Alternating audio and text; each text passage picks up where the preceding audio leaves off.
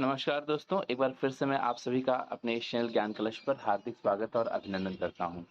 दोस्तों, एक नई वैकेंसी आई है जिसका नाम है राजस्थान लोक सेवा आयोग से आई है वैकेंसी और ये वैकेंसी है असिस्टेंट प्रोफेसर्स की। तो इस वैकेंसी में क्या-क्या चीज़ें हैं, क्या नोटिफिकेशन में कह रहा है, सब कुछ आज मैं अपने इस वीडियो में आपको बताऊँगा। अच्छा, इससे पहले कि हम आगे बढ़ें, मैं आपको बता दूँ कि इस चैनल पर हम आपको सभी परीक्षाओं से संबंधित जानकारियाँ आगे उपलब्ध कराते रहेंगे, तो आप इस चैनल से जुड़ जाइए। तो आइए शुरू करते हैं। तो जैसा कि आप देख सकते हैं कि 48 विषयों के कुल 1913 पदों पर ये भर्ती होनी है, ठीक है? और ये रिक्त पदों की संख्या है, ठीक है?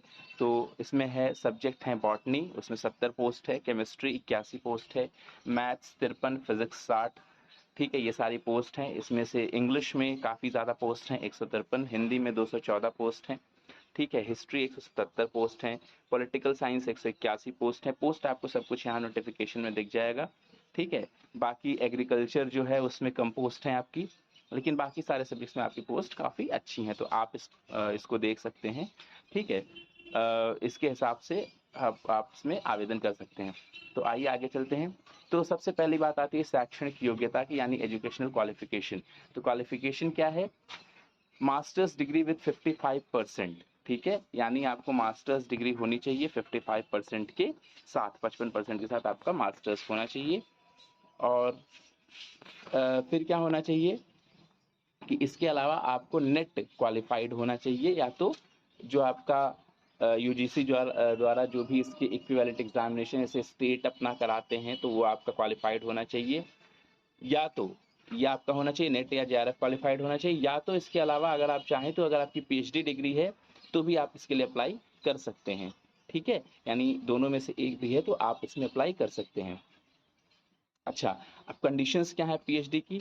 पीएचडी आपके रेगुलर मोड में होनी चाहिए, ठीक है? यानी अगर आपकी डिस्टेंस या ऐसा कुछ है तो आपकी पीएचडी मान्य नहीं होगी। PhD thesis has been evaluated by at least 2 external examiners, 2 external examiner इसको इवैल्यूएट किए हों। पीएचडी का वाइवा कंडक्ट होना चाहिए, ठीक है? The candidate has published 2 research papers for his PhD works, out of which at least one is in referred journal, ठीक है? जर्नल।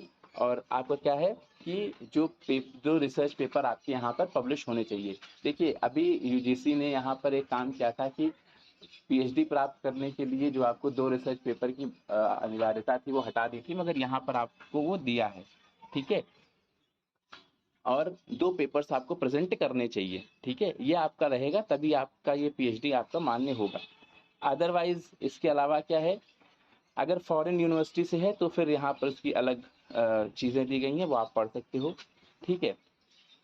इसके अलावा क्या है, working knowledge of Hindi written in Devanagari script and knowledge of Rajasthani culture, यानी आपको हिंदी की जानकारी होनी चाहिए और राजस्थानी कल्चर के बारे में पता होना चाहिए, ठीक? ये आपको पता होना चाहिए, यानी मास्टर्स डिग्री होनी चाहिए आपकी 55% के साथ, नेट के साथ, या तो जेआरएफ होना चाहिए, ये सॉरी नेट जेआरएफ के साथ, या तो पीएचडी होनी चाहिए। ये सब आपका वो है।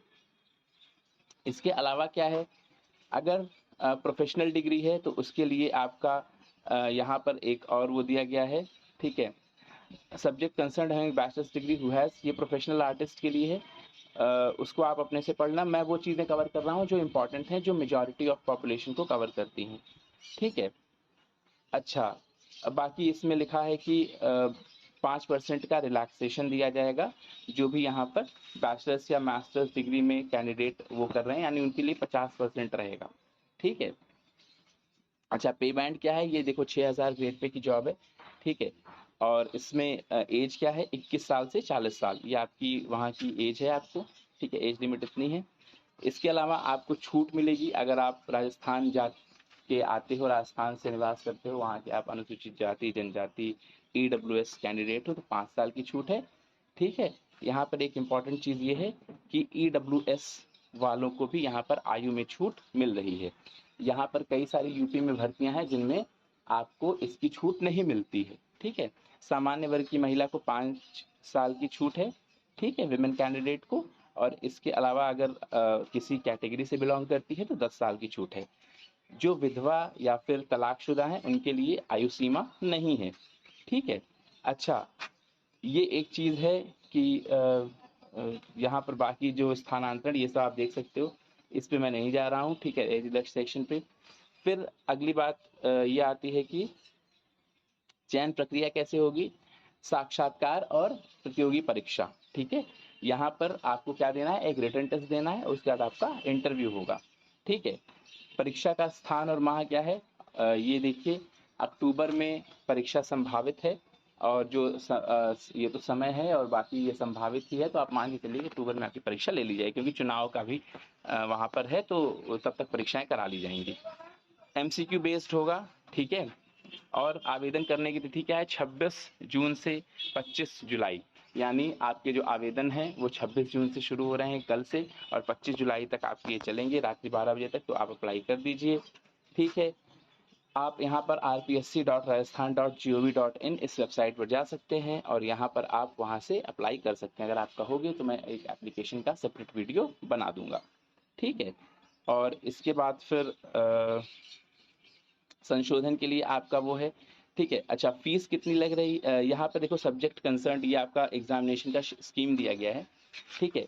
तो जिस सब्जेक्ट में आप पेपर दे रहे हो उसमें आपका पहला पेपर होगा 75 नंबर का, 3 घंटे का पेपर। फिर 75 नंबर का एक दूसरा पेपर होगा, वो भी 3 घंटे का होगा। और फिर एक जनरल स्टडीज ऑफ राजस्थान होगा 50 नंबर का, 2 घंटे का, ठीक है। ये रिटन एग्जामिनेशन होगा आपका, और फिर आपका इंटरव्यू होगा अगर आप इसे क्वालिफाई करते हो। अच्छा, इंटरव्यू के देखो यहाँ पे लिखे हैं 24 नंबर, ठीक है। तो टोटल आपका जो होगा वो 224 का होगा, ठीक है। To the extent of 3 times of the total number of vacancies, the candidate who obtained such minimum qualifying marks in the written examination as may be fixed by the commission। यानी इसका क्या मतलब हुआ, इसका ये मतलब हुआ कि आपको तो 3 गुना जो कैंडिडेट्स हैं उन्हें इंटरव्यू के लिए बुलाया जाएगा। अच्छा, इसके लिए जो सिलेबस है वो आपको बाद में दिया जाएगा, ठीक है। यानी आप इसमें देख सकते हो, जो वेबसाइट है वहां पर आपको मिलेगा, ठीक। अच्छा, the commission shall not recommend candidate who has failed to appear in any round of written, और मतलब अगर आप रिटन एग्जामिनेशन या इंटरव्यू में फेल हो, आप वहां पर फेल टू अपीयर करते हो यानी अपीयर नहीं होते हो, तो आपको वो, भले ही आप मेरिट में आते हो, ज़्यादा नंबर है, मगर आपको वहां पर बुलाया नहीं जाएगा, आपका नाम फाइनल लिस्ट में नहीं होगा, ठीक है। तो आप लोग इस तरह से ऑनलाइन आवेदन कर सकते हो।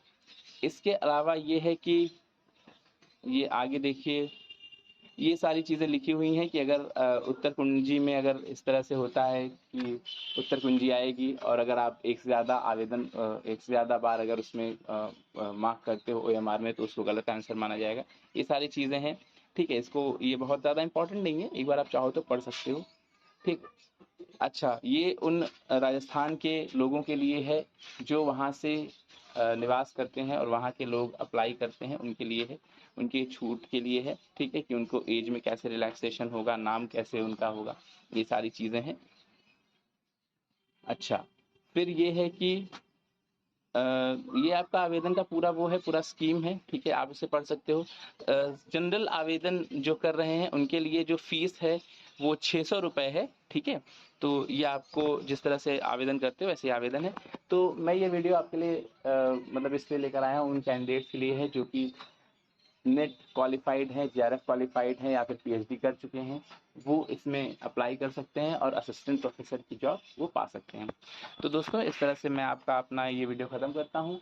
मिलेंगे फिर से अगले वीडियो में, तब तक आप हमारे चैनल को देखते रहिए। जो भी चीज़ें आ रही हैं आप उन्हें जानने के लिए, बहुत इन्फॉर्मेटिव चीज़ें मैं आपके लिए लेकर आऊँगा, आप उन्हें देख सकते हैं। कोई भी डाउट है तो आप कमेंट सेक्शन में लिखकर मुझसे पूछ सकते हैं। तब तक के लिए नमस्कार।